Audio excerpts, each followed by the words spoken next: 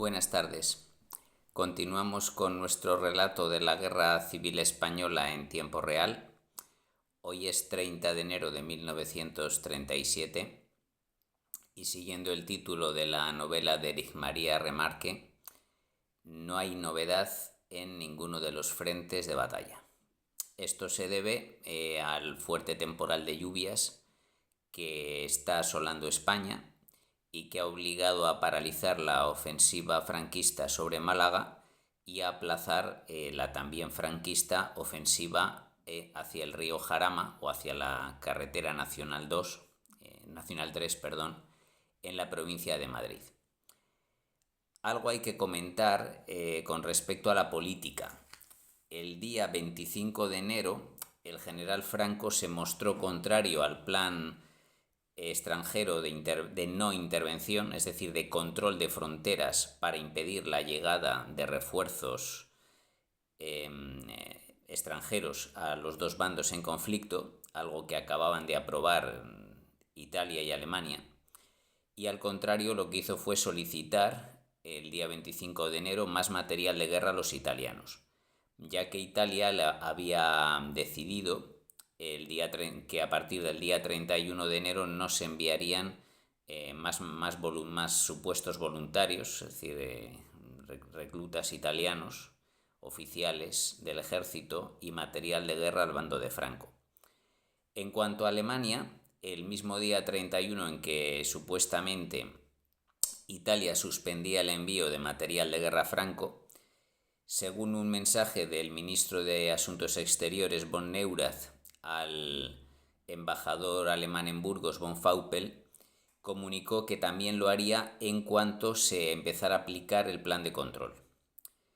Esto se debe a que consideraban que con la ayuda ya enviada, Franco no tardaría en ganar la guerra, pero se equivocaban. La resistencia republicana empezó a prolongarse y finalmente tanto Italia como Alemania seguirían enviando material de guerra. En el bando republicano hay también medidas más que políticas militares importantes, aunque no suponen realmente una novedad, ya que llevaban meses realizándose en la práctica.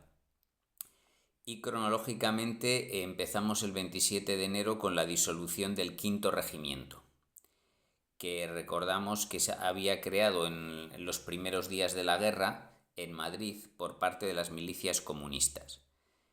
Ese regimiento acabó disuelto el 27 de enero para integrarse la mayoría de sus integrantes, de sus componentes, en la 11ª División del Ejército Popular, es decir, en una serie de brigadas que se agruparon el día 27 de enero de 1937 en la 11ª División. No había mencionado que desde el 31 de diciembre las brigadas mixtas ya se estaban agrupando en divisiones, de manera que ese mismo día se crearon las primeras 9 divisiones del Ejército Popular. En el mes de enero, entre el 27 y el 31, entre el 1 y el 27, se crearon la 10ª y la 11ª divisiones, y hasta durante todo este año y el siguiente acabarían creándose otras 66 divisiones del Ejército Popular, de manera que llegó a haber al final de la guerra 77 divisiones del ejército, divididas naturalmente en brigadas mixtas. Por otro lado, el 30 de enero se crearon oficialmente las milicias de la cultura, es decir, maestros reconvertidos en militares que se ocupaban de instruir, principalmente alfabetizar a los combatientes, antes milicianos, después soldados, que se integraban el ejército popular en aquellos frentes donde no había combates o en los periodos de descanso, en retaguardia. Ya existía la figura extraoficialmente desde hacía meses, pero el 30 de enero son creadas oficialmente las milicias de la cultura, por las que pasarían 2.000 maestros que crearon sus respectivas escuelas, principalmente eran barracones utilizados como pequeñas aulas, 800 bibliotecas en el frente y lograrían la alfabetización de 75.000 soldados y milicianos. Ya digo, debido al escaso, a la adversa meteorología, no ha habido cambios en el frente y tampoco tenemos grandes novedades en la política más que lo ya mencionado. Por lo tanto, aprovecharé la escasez de noticias que tiene este episodio para empezar a profundizar sobre los temas de la represión. Hoy voy a comentar rápidamente la represión política que tuvo lugar en las dos provincias donde más crímenes se cometieron por cada uno de los bandos entre julio del 36 y enero del 37, que son Madrid en la zona republicana y Zaragoza, que lo ampliaré a todo Aragón, en la zona sublevada. En el caso de Madrid ya mencioné los dos grandes casos de crímenes de guerra, que fueron las matanzas de la cárcel Modelo, más bien la matanza en la cárcel Modelo el 22 de agosto, y la serie de matanzas de Paracuellos del Jarama entre noviembre y diciembre. Por lo tanto, voy a dedicar este apartado a lo que son las checas.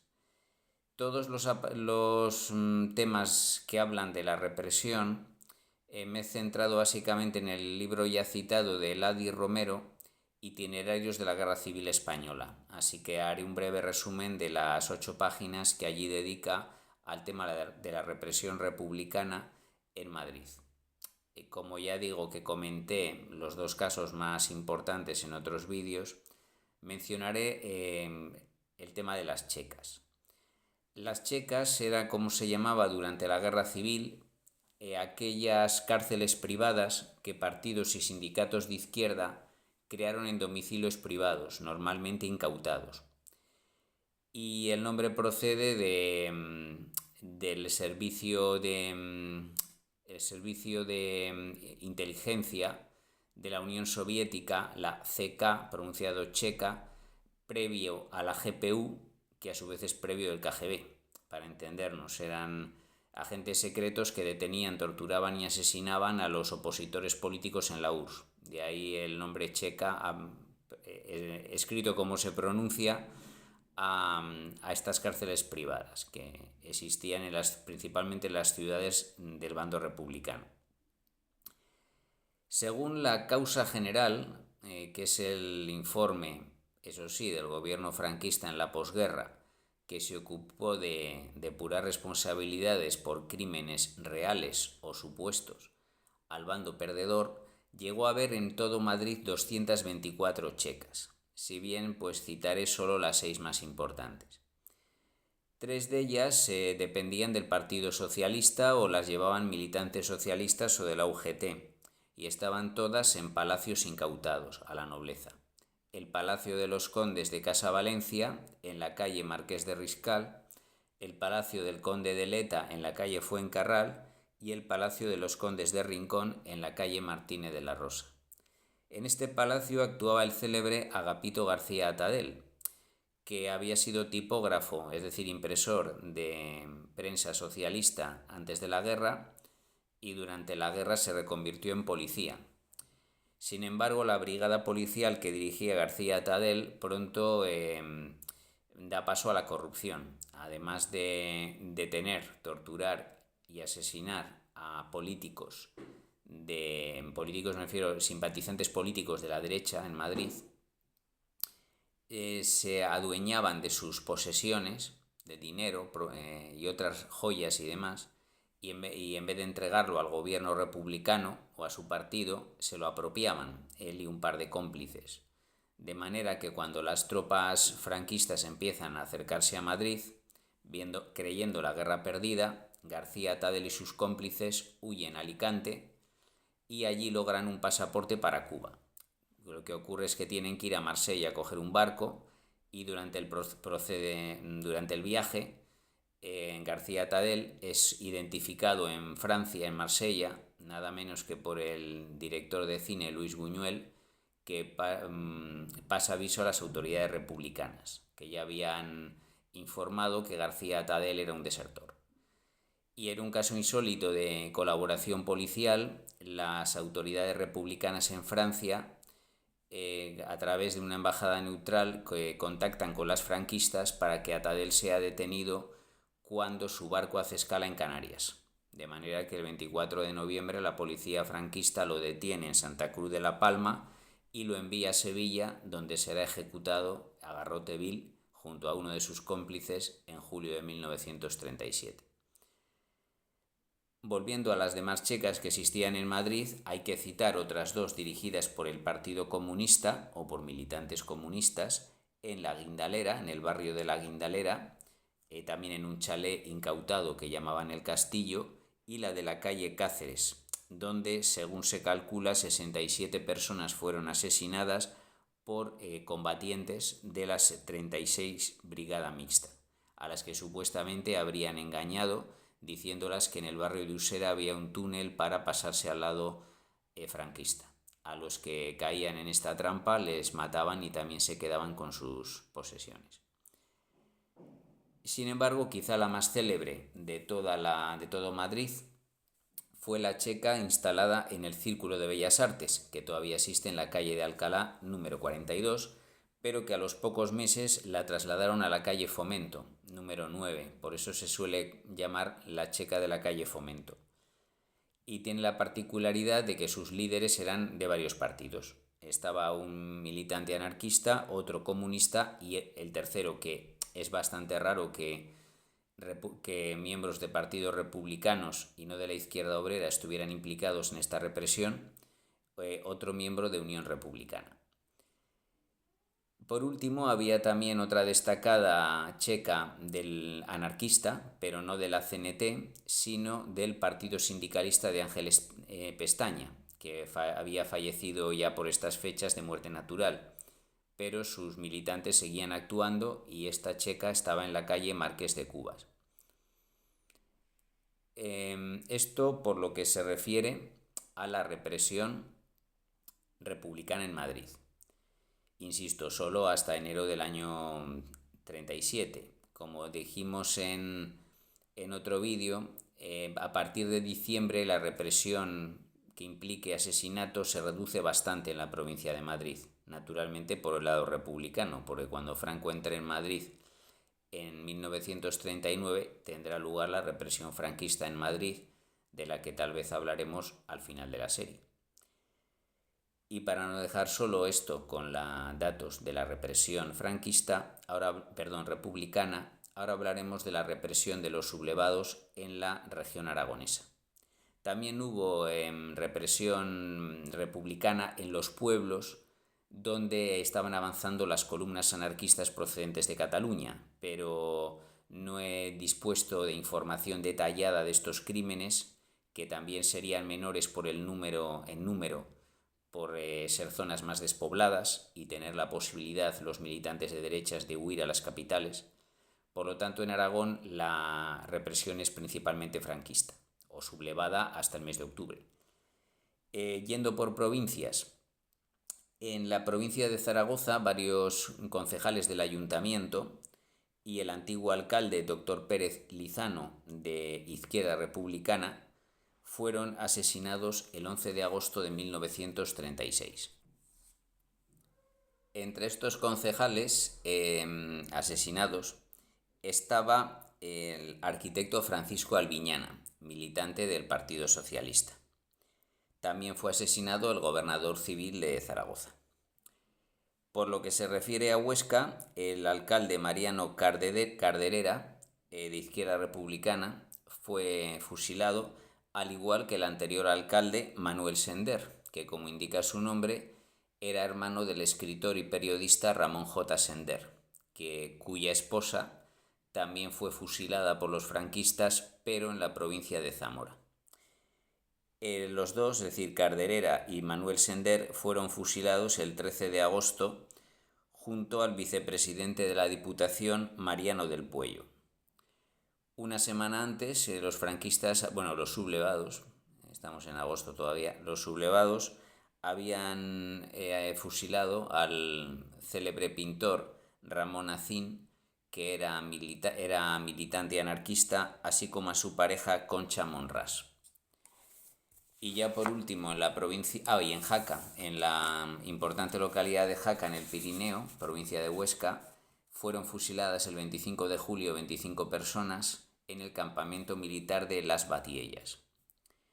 Y para concluir con la provincia de Teruel, entre las personas asesinadas en 1936 destaca el gobernador civil Martínez Moreno, de Izquierda Republicana, y por la particularidad política del caso, el matrimonio formado por Arturo Romanos y María Domínguez, que fueron fusilados en diferentes lugares y días, pero los dos en septiembre de 1936. Ambos eran militantes del PSOE y residían en Gallur, en Zaragoza. Este matrimonio es importante sobre todo por el papel de la esposa, ya que María Domínguez había tenido una importante labor periodística a favor de la mujer, de los derechos de la mujer en su época. Y además tiene la circunstancia de que había sido la primera alcaldesa nombrada en tiempos democráticos en España, ya que durante la dictadura de Primo de Rivera los gobernadores civiles llegaron a nombrar a varias alcaldesas, entre ellas la primera fue Matilde Pérez Moyá, en el pueblo alicantino de Quatretondeta. Ejerció Pérez Moyá la alcaldía durante los 6 años restantes de dictadura, pero en lo que ahora estamos comentando, María Domínguez se convierte en 1932 en la primera mujer nombrada alcaldesa en democracia en España. Matizamos que no fue por un sistema electoral, ya que, como comenté en los capítulos referentes a la República, salvo las elecciones locales municipales del 12 de abril de 1931, que son por 48 horas previas a la República y que de hecho por eso se creó y proclamó la Segunda República en España, durante todo el periodo republicano no se celebraron elecciones municipales, ya que no había una ley electoral que obligase a ello cada 4 años y la situación política básicamente que estaba en continua crisis, que los que gobernaban no querían arriesgarse a perder el control de los municipios, hizo que los alcaldes y concejales nombrados durante esos 5 años fueran por nombramiento directo del gobierno entrante o saliente. De manera que en el caso de Gallur, María Domínguez fue nombrada alcaldesa porque el alcalde elegido en las elecciones de 1931 pues fue impugnado por el gobierno progresista. De manera que lo que hace es presidir una comisión gestora durante un año, entre 1932 y 1933. Al ganar las derechas las elecciones en España, pues lo que hace el gobierno conservador es destituir a esta comisión gestora y nombrar otra comisión gestora. De manera que fue la primera alcaldesa nombrada en democracia, pero no elegida en un proceso electoral. Eso, para encontrarnos casos así, hay que esperar ya a 1979. Como decía, María Domínguez fue asesinada en Fuentejalón el 7 de septiembre de 1936 y su esposo en Tabuenca algunos días después. Los restos de María Domínguez fueron recuperados recientemente, en 2021, por iniciativa del Ayuntamiento de Fuentejalón y 2 asociaciones de recuperación de la memoria histórica. Por desgracia hubo muchísimos más casos, no solo en Aragón sino en toda España, y cuando la escasez de otros acontecimientos militares y políticos nos den pie a ello, pues podremos ampliar esta información con respecto a las demás regiones españolas. Así de paso, comunico que estos días, como he publicado últimamente bastantes vídeos seguidos y veo que varias personas los han visto rápidamente, A partir de ahora tendré que hacer un ritmo algo más lento porque estaré unos días fuera y luego como por si no lo habéis deducido, soy profesor y vuelvo a las aulas. Así que dispondré de menos tiempo cada día para prepararlo y colgarlo. Pero como vemos que vamos muy adelantados sobre el calendario real de la Guerra Civil Española, espero mantener al menos la publicación de 1 o 2 vídeos semanales. Además, la próxima semana se espera el inicio de las ofensivas del Jarama y Guadalajara, por lo tanto la preparación llevará más tiempo. Pero confío que la semana próxima ya haya un vídeo más dispuestos para que los podáis ver. Gracias por ello de nuevo y hasta pronto.